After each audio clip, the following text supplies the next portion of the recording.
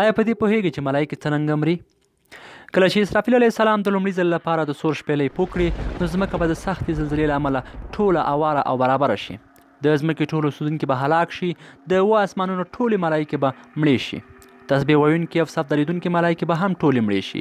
عرش پورته کوونکي او د الله تعالی تمجید او بزرګي بیانوونکي فرشتې به هم مړې شي. او څلور مقربې ملایکې جبرائیل، میکائیل، اسرافیل او ملک الموت علیه السلام به پاتې شي. د جبرائیل علیه السلام مرګ. الله تعالی به وفرمایي ای د مرګ ملایکې څوک پاتې دي؟ سره د دې چې الله تعالی ته به د هر څه علم وي. ملک الموت علیه السلام به ووایي ای زما پروردګاره تا ته ښه معلومه ده اسرافیل، میکائیل، جبرائیل او ضعیف و ناچاره بنده د ملک الموت دې پاتې دي. الله تعالی به ورته وفرمایي ورشه جبرائیل ته او روح یې قبض کړه. ملک الموت به ولاړ شي او جبرائیل علیه السلام به د سجدې په حالت کې ومومي. بیا به ورته ووایي ای مسکینه ته له هغه څه څخه کوم شي غافل کړی یې د څه چې د تا څخه غوښتنه کیږي. د آدم ټول اولاده د دنیا او ځمکې ټول اوسېدونکي مرغان، حشرات، د ځمکې اوسېدونکي، د عرش او کرسۍ پورته کوونکي او د صدرة المنتهی اوسېدونکي ټول مړه شول او الله تعالی ما ته امر وکړ چې اوس ستا روح قبض کړم. هغه مهال به جبرائیل علیه السلام وژاړي او په زاریو به الله تعالی ته ووایي یا الهي د ځنکدن سختي راباندې اسانه کړه. ای پروردګاره چې د جبرائیل غوندې مقربه ملایکه زاری کوي او له الله تعالی څخه غواړي چې د مرګ سختي پرې اسانه کړي، په داسې حال کې چې یوه لحظه یې هم د الله تعالی نافرماني نه ده کړې، نو زموږ بشر به څه حال وي چې مرګ مو بیخي هیر دی. ملک الموت به جبرائیل علیه السلام ځان ته راټینګ کړي او مړ به پر ځمکه ولویږي. جبار ذات به بیا ووایي ای ملک الموت څوک پاتې شو؟ اسرائیل علیه السلام به ووایي زما پروردګاره میکائیل، اسرافیل او ستا کمزوری بنده ملک الموت پاتې شو. د میکائیل علیه السلام مرګ. هغه فرشته چې پر باران او اوبو باندې مقرره ده. الله تعالی به ووایي ورشه میکائیل ته او روح یې واخله. ملک الموت به میکائیل علیه السلام ته ورشي او هغه به په داسې حال کې ومومي چې د باران او اوبو انتظار به کوي تر څو هغه پر وریځو باندې توزیع کړي. ملک الموت به هغه ته ووایي ای مسکینه ته له هغه څه څخه کوم شي غافل کړی د څه چې مطالبه در څخه کیږي. نه د بني آدم نه د حیواناتو نه د حشراتو رزق پاتې شوی ده. نو ځمکو اوسېدونکي ټول مړه شول. د عرش کرسۍ او ټولو اسمانونو تسبیح کوونکي ملایکې هم مړې شوي. اوس الله تعالی ستا د روح د قبض کولو حکم راته کړی دی. میکائیل علیه السلام به هم هغه مهال په ژړا شي او له الله تعالی څخه به په زاریو غواړي چې د مرګ سختي پرې اسانه کړي. ملک الموت به هغه په غیږ کې راټینګ کړي او په داسې حال کې به مړ پر ځمکه ولویږي چې روح به یې وتلی وي.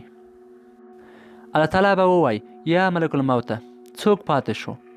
اسرائیل علیه السلام به ووایي ای زما ربه اسرافیل او ستا عاجز بنده ملک الموت پاتې دي. د اسرافیل علیه السلام مرګ. هغه ملایکه چې د سور د شپېلۍ پر پوکولو ماموره ده. الله تعالی به ووایي ورشه اسرافیل ته او روح یې وکاږه. ملک الموت به اسرافیل علیه السلام ته د الله تعالی د امر مطابق ورشي. اسرافیل علیه السلام د ډیر ستر جسامت او بدن څښتن لویه فرشته ده. اسرائیل علیه السلام به هغه ته ووایي ای مسکینه څه چې له تا څخه غوښتل شوي دي له هغه څخه څه شي غافل کړی یې؟ مخلوقات ټول مړه شول او هیڅوک هم پاتې نه شول. اوس الله تعالی حکم راته کړی چې ستا روح واخلم. اسرافیل علیه السلام به ووایي پاک دی هغه ذات چې مخلوقات په مرګ سره خاموش کړل. پاک دی هغه ذات چې په بقا سره یې ځان ځانګړی کړ. ای پروردګاره د مرګ سختي او تریخوالی راته اسانه کړه. ملک الموت به اسرافیل علیه السلام هم ځان ته راټینګ کړي. روح به یې واخلي او بې روحه ستره مجسمه به یې پر ځمکه ولویږي. که د اسمانونو او ځمکې ټول اوسېدونکي ژوندي وای نو د اسرافیل علیه السلام د لوېدلو له سختۍ او شدت څخه به ټول مړه شوي وای. د ملک الموت اسرائیل علیه السلام مرګ. هغه ملایکه چې د ارواحو پر قبض کولو ماموره ده. الله تعالی به پوښتنه ترې وکړي چې څوک پاتې شو ای ملک الموت؟ ملک الموت به ووایي زما رب او زما پروردګاره ستا عاجز بنده ملک الموت پاتې شو. الله به ووایي زما دې په خپل عزت او جلال سره قسم وي چې زه به په تا هغه څه څکم څه چې تا څخه زما بندګانو وڅ د جنت او دوزخ ترمنځ ولاړ شه او ومره. ملک الموت به د جنت او دوزخ ترمنځ ولاړ شي او یوه هیبتناکه چیغه به یې له خولې ووځي. که الله تعالی خپل بندګان مړه کړي نه وای نو ټول به د اسرائیل علیه السلام د چیغې له سختۍ او تندوالې څخه مړه شوي وای. بیا به الله تعالی بلا کیفه دنیا ته ور وګوري او وبه وایي ای دنیا چیرې دې ستا ویالې ونې او ودانۍ؟ چیرې دې پاچاهان او د پاچاهانو اولادونه؟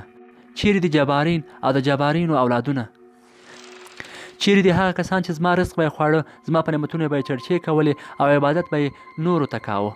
نن ورځ پاچاهي د چا ده؟ هیڅوک به ځواب ورنه کړي. بیا به الله تعالی خپله ووایي نن پاچاهي د الله تعالی ده، هغه چې یک تنها ذات او قهار دی. الله تعالی په قرآن کریم کې فرمایي ژباړه هر څه چې پر دغې ځمکې باندې دي فنا کېدونکي دي او یوازې ستا رب چې د جلال او درناوي خاوند دی باقي پاتې کېدونکی دی. ګرانو ورونو او خویندو، مرګ هغه ستر حقیقت دی چې کفار یې هم مني، خو راځئ چې موږ او تاسې ورته ځانونه چمتو کړو. د ثواب په نیت دغه ویډیو له ملګرو سره شریکه کړئ تر څو هغوی هم ورڅخه برخمن شي. الله مو مل شه.